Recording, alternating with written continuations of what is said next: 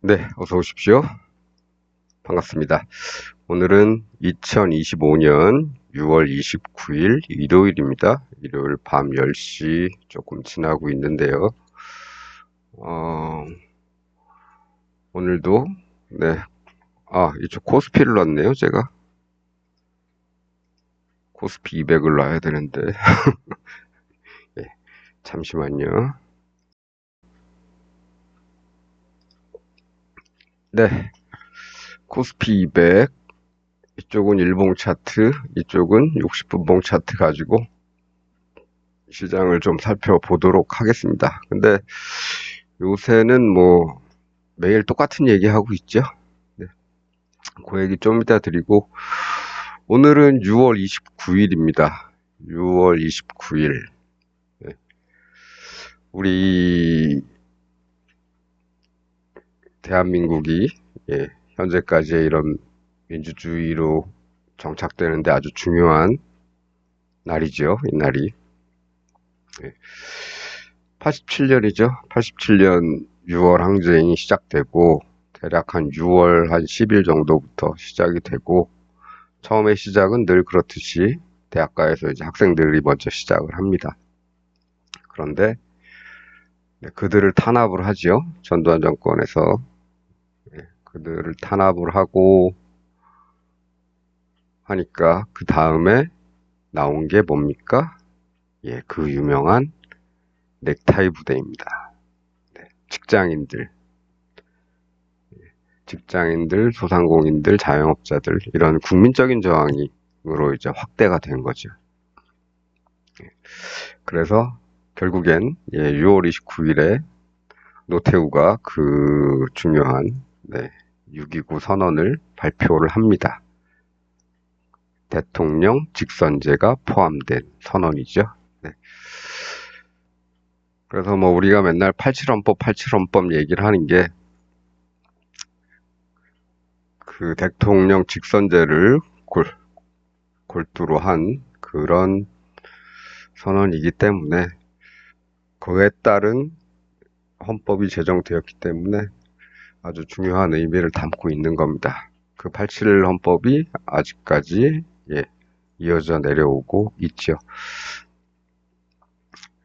지난 계엄 12월 3일, 2024년 12월 3일 계엄 이후에 다른 분들은 뭐 했는지 모르겠습니다만 저는 헌법을 조금 들여다봤습니다.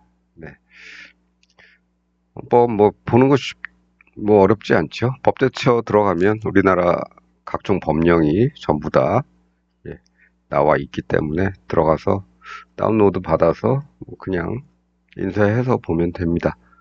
헌법이 보니까 전체적으로 한 14페이지 정도밖에 안 되죠. 헌법은 뭐 국가의 어떤 틀이나 국가의 정체성, 그 다음에 각 입법, 사법, 행정부, 기타 헌법기관 뭐 이런 것들에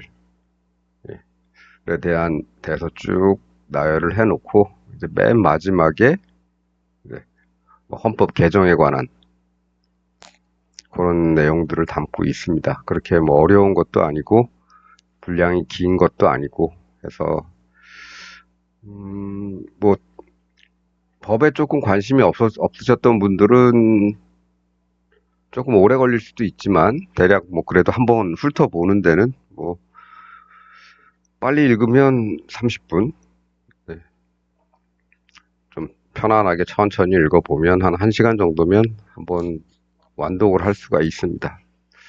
저도 보니까 한 2번 정도, 두세 번, 3번 정도? 뭐 그 정도는 읽어본 것 같습니다. 그런 날이다. 우리 지난 6개월이 넘었죠. 7월이 가까이 오니까 7개월 정도 그런 수습 과정들이 있었고 아직도 진행 중이죠. 그래서 국가에 어떤 일이 있을 때마다 한 번씩 헌법 같은 데는 조금 읽어보는 게 좋을 것 같습니다. 우리는 살아오면서 이런 교육들을 거의 잘 못 받았죠. 헌법이 왜 중요한지 이런 거 읽어볼 생각도 안 하고 그렇습니다. 이건 법조인들도 마찬가지라서 그들도 보면 헌법은 까맣게 잊어버리고 자기 실무에 관련된 그런 법들만 주로 예, 알고 있죠. 제일 많이 써먹는 게 등기법, 부동산 등기법, 그 다음에 또 상업 등기, 이런 거죠. 생활에 관련된. 그렇습니다. 그래서 그래도 한 번은 쭉 읽어보는 게 좋지 않은가, 이런 생각 좀 해봅니다. 어쨌든 그건 그 정도로 하고요. 예, 그래도 주말이니까 어떻게 잘 쉬셨는지 모르겠습니다. 예, 저는 네, 그냥 쉬었습니다. 예. 네, 시장 한번 살펴보겠습니다. 제가 앞에 서설이 긴 이유는 별로 할 얘기가 없기 때문이죠. 우리 며칠 동안 계속 이런 얘기 했습니다. 예, 한 5포인트 단위 정도 되면, 네, 이렇게, 또 여기 오면 또 이렇게, 여기 왔으니까 이젠 또 이렇게 본다. 이게 답니다. 요새 드리고 있는 말씀은 이게 다죠. 항상 양쪽을 바라보고, 예, 어느 한쪽으로만 치중하지 않아도 수익 내는 데는 큰 지장은 없다 이겁니다. 물론 아침에 이렇게 빡빡빡빡 주면 수익이 빨리 나고 커지죠. 수익폭 자체가 큽니다. 근데 이렇게 하루 종일 이렇게 꾸역꾸역 5포인트 움직이는 건 네, 간신히 플러스 아니면 또이또이 요 정도 됩니다. 이렇게 되면 이런 쪽도 이제 마찬가지죠. 여기서 이제 5포인트 단위에서 여기서 진입을 했는데 아침에 그냥 쭉 올라가 줬으면 고마운데 네. 근데 이렇게 움직였기 때문에 수익폭 자체가 크지가 않다. 그렇습니다. 그런 날이 있는가 하면 이런 날도 있죠. 아침에 그냥 쭉 움직여줘. 여기도 마찬가지고 아침에 그냥 쭉 한번 내려와줘서 갑자기 5배에서 10배까지는 그냥 쭉 나오죠. 예, 이런 날도 이제 마찬가지입니다. 주로 오전에 이렇게 움직여주면 수익폭이 커지는데 하루 종일 이렇게 움직이는 날들은 수익이 나더라도 그 수익폭 자체는 크지는 않다. 그래서 금요일도 그런 날이었다. 주말이기도 하고 지금 코스피가 3천을 뚫고 나서 다시 여기로 올지 아니면 이 동네에서 조금 내려왔으니까 이제 이 동네에서 다시 여기를 딛고 이 동네를 이제 딛고 다시 여기서 올라갈지 아니면 아예 여기까지 3천선까지 다시 뺐다가 갈지 그건 모르는 겁니다. 물론 이제 주말에 이제 미국 시장은 이렇게 올라왔지요. 다우존스는 한 430포인트 정도 상승을 했고 나스닥은 한 100포인트 정도 상승을 했는데 이 폭이 나쁘지 않은 폭이겠지만 그렇다고 아주 큰 폭도 아니고 그렇습니다. 그래서 우리 시장은 현재는 악재보다는 호재에 민감한 시장이기 때문에 내일 아침에 이걸 반영해서 한 여기쯤에서 시작할 수도 있겠죠. 그러면 우리는 또 여기를 보고 또 여기를 보는 겁니다. 한쪽만 보지는 않는다는 말씀입니다.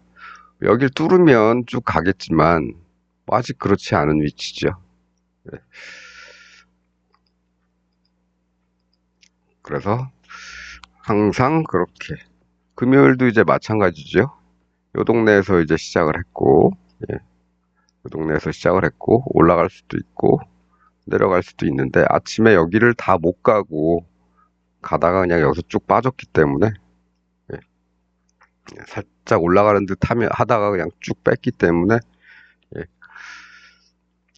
여기서는 이익 실현하기는 힘든 자리죠. 우리는 그래도 5포인트 정도는 보고 있기 때문에 하지만 어쨌든 아래쪽으로 내려와 줘서 수익을 내줬다. 근데 양매수이기 때문에 콜 쪽에서는 당연히 손실이 났고, 그래서 풋이 풋에서 수익을 내긴 했지만 수익폭 자체가 콜의 마이너스 분을 생각한다면 수익폭 자체가 크지는 않았다. 네, 그렇습니다. 근데 뭐 이런 날이 있는 반면에 뭐 이런 날들도 있죠. 네, 이런 날들이 더 많습니다. 이런 날, 또 이런 날, 이런 날. 오전에 팍팍 해주는 이런 날. 네, 그래서 전략은 뭐 요새 계속 말씀드리는 거 이제 변한 게 없습니다. 아침 시가 베팅하고 던져놓고 시장 관찰을 하면 되지요. 그 목표점은 항상 플러스 마이너스 5포인트 정도로 설정을 해놓고 기다리면 되는 겁니다. 근데 아침에 빨리 도달을 한다. 그럼 수익도 빨리 나겠죠. 수익 폭도 더 크겠죠. 속도가 빠른 만큼. 그래서 뭐 그 전략은 뭐 내일도 똑같습니다. 뭐 어디서 시작하든 큰 상관은 없습니다. 뭐 여기서 다시 시작하든 아니면 여기서 시작하든 어디서 시작하든 이제 플러스 마이너스 5포인트 정도 보는 겁니다. 그 자리에 오면 그 자리에서 다시 이렇게 보는 거죠. 그 정도만 생각하고 있으면 될 것 같다. 그럼 기준이 확실하고, 매매 기준이 확실해지죠. 이것저것 다른 거에 흔들리지 않고, 뉴스에도 흔들릴 필요도 없고, 그렇습니다. 뉴스라는 건 항상 개인들 귀에 제일 늦게 들어온다. 네. 그래서 먼저 행동하라. 먼저 행동하고, 적절한 타이밍이 되면 그때 행동하면 되는 거죠. 네. 이렇게 계속 그런 말씀 드리고 있으니까, 내일도 그렇게 행동하시면 될 것 같습니다.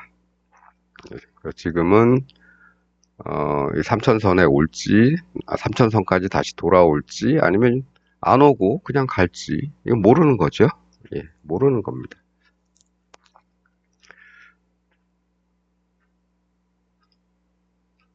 네. 그래서, 뭐, 3천선 뭐 이런 것 때문에 코스피로 지금 말씀을 드렸고, 코스피 200은 계속 410선을 안 내려오고 지금 버티고는 있습니다. 뭐 내려올 수도 있겠죠. 이렇게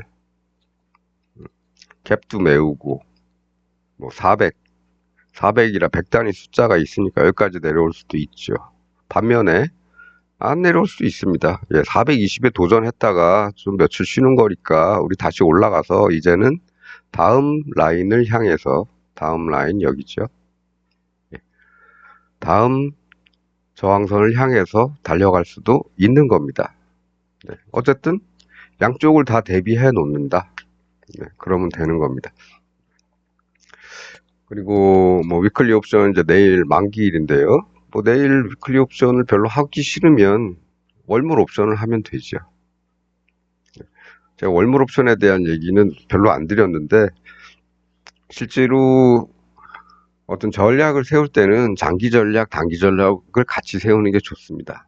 그 월물 옵션은 조금 오랜 기간 갖고 있을 생각을 해서 던져놓고 여기를 뚫는 기대와 좀 폭이 크게 한 이만큼 다시 400선까지 다시 내려오는 그런 생각을 하면서 이걸 뚫고 올라가느냐 아니면 여기를 내려오느냐. 그래서 양쪽으로 적당량을 투입을 해 놓으면 되겠죠. 그리고 잊어먹으면 됩니다. 그 자리에 갈 때까지는. 네. 단지 이제 위클리 옵션 같은 경우는 당일 변동이 큰 녀석이기 때문에 뭐 아침에 던져놓고 그래도 시장이 한 5포인트 이상 변동할 때까지는 기다려 보는 거죠. 어떻게 됐습니까? 제 시가가 여기쯤이죠. 아침에. 네. 대략 0.4 정도, 0.4 좀 넘게 왔는데 더블 정도 왔으면은 이제 팔아야죠. 0.86 정도 와야 되는데 아침에 팔 수 있었네요. 저는 안 팔았는데. 예, 왜 안 팔았느냐? 예, 더 가나 하고 기다렸더니 다시 이렇게 쭉 빠져서, 갖고 있자. 예, 그래서 나중에 팔면 되죠. 예. 콜도 그렇습니다. 콜은 뭐 이걸 산 건 아니지만 얘하고 비슷한 가격을 사면 되죠. 예. 이 녀석이 좀 비슷했었나? 이 녀석도 비슷하진 않았고. 하여간 얘하고 비슷한 가격을 하나 사 놓으면 되겠죠. 거기에 던져놓고, 예. 얘가 더블 오르는 동안, 더블 이상이죠. 더블 이상 오르는 동안, 얘는, 예, 한 50%, 아니, 한 마이너스 한 60%, 70% 되죠. 예, 그렇습니다. 다 합쳐봐야 조금 버는 것밖에 없다. 뭐, 이런 겁니다. 그런 날이다. 아침에 만일에 이렇게 크게 한 방 내려왔으면 얘는 아침에 이렇게 쭉 솟았을 겁니다. 3배, 4배 이상 솟았을 가능성이 높죠. 5배가 될 수도 있고. 그런 정도. 왜냐하면 요 녀석이 여기서 여기까지 내려왔을 때 이날 4배 정도 나왔었죠. 예. 여기 닿지도 않았는데 여기 내려올 때 요때 목요일 날 어땠습니까? 한 4배 정도 변동이 있었습니다. 예. 그래서 여기서도 이렇게 아침에 쭉 빠져줬으면 5, 6배는 나왔을 것 같습니다. 하지만 그게 안 되고 그냥 꾸역꾸역꾸역 이렇게 내려가는 바람에 전체적으로 이렇게 시장 자체가 마구 흔들리면서 천천히 올라간 셈이죠. 풋에서는. 그렇습니다. 뭐 어쨌든 그렇게 움직였고 그 다음에 우리가 해야 될 일은 뭐냐면 요 라인에 왔죠. 그럼 여기서 또 이렇게 기대를 하고 여기서 좀 넣어 놓으면 되겠죠. 근데 금요일에다가 그다음에 장 후반에다가 이럴 때는 뭐 많이 넣을 필요는 없겠죠. 당일날 못 갈 가능성이 높습니다. 그래서 이런 거보다는 차라리 월요일날 시가 베팅을 하는 게 낫겠다. 뭐 이런 생각 가지고 여기서는 넣더라도 조금만 넣는 게 좋겠죠. 혹시나 갑자기 장 막판에 이렇게 세워준다면 모를까. 이럴 가능성이 아예 없지는 않겠죠. 근데 가능성은 떨어지지만 확률은 뭐 확률이 제로인 경우는 없으니까. 그렇게 됐다면 뭐 여기서 넣어놨던 것이 뭐 수익을 좀 많이 내줄 수도 있겠죠. 막판에 이렇게 막 솟아주고 그러면. 근데 그런 일은 일어나지 않았다. 그리고 그런 일은 일어나지 않는 경우가 더 많다. 그렇죠? 예. 마지막 봉 이렇게 살펴보시면 여기 이렇게 되어 있습니다. 이렇게. 움직여봐야 요만큼. 얘는 뭐 거의 움직이지도 않았고. 얘도 가봐야 조금. 얘는 뭐 거의 안 움직이고. 그래서 마지막 봉에서 움직이는 경우는 별로 없다. 있는 날이 있긴 하죠. 있는데 조금 드뭅니다. 마지막 봉에 너무 큰 기대를 걸지 않는 게 좋습니다. 예전에 언제죠? 지난 정부 언젠가 그 날이 있었는데 한시적 공매도 뭐 금지 어쩌고 저쩌고 한 날이 있었는데 그날이 여기군요. 여기입니다. 2023년 11월 며칠 날 이런 일이 있었죠. 요날은 종가 마지막 봉도 이렇게 솟았죠. 근데 그런 경우를 제외하면은 이렇게 마지막 봉이 그렇게 활발하게 확 움직이는 경우는 별로 없다. 그렇죠. 계속 보시면, 네, 이렇게 마지막 봉이 활발한 경우는 별로 없습니다. 아, 여기 아니고, 예. 네. 그러니까 너무, 그, 그런 어떤 행운을 바라고, 예, 그런 걸 하는 거는 조금 지양하시는 게 좋습니다. 마지막 장 후반에 뭔가 변동이 크게 일어날 걸 기대한다거나 이런 거는 가끔은 일어날 수 있는 일이지만 거의 대부분 일어나지 않는다. 이런 거 정도로만 생각하시면 될 것 같습니다. 네, 어, 오늘은 뭐 계속 드리던 말씀에 그 연장선에서 뭐 말씀드렸고, 왜 안 없어지지? 네. 매일 드리던 말씀에 그 연장선에서 말씀드렸다는 거. 예, 그런 정도 하면 될 것 같습니다. 시가가 어디서 시작하든 상관없이 시가가 뭐 여기서 시작해도 이렇게 보면 되는 거고, 플러스 마이너스 OP 보면 되는 거고, 뭐 여기서 시작해도 그렇게 보면 되고, 또 여기서 시작해도 그렇게 보면 되겠죠.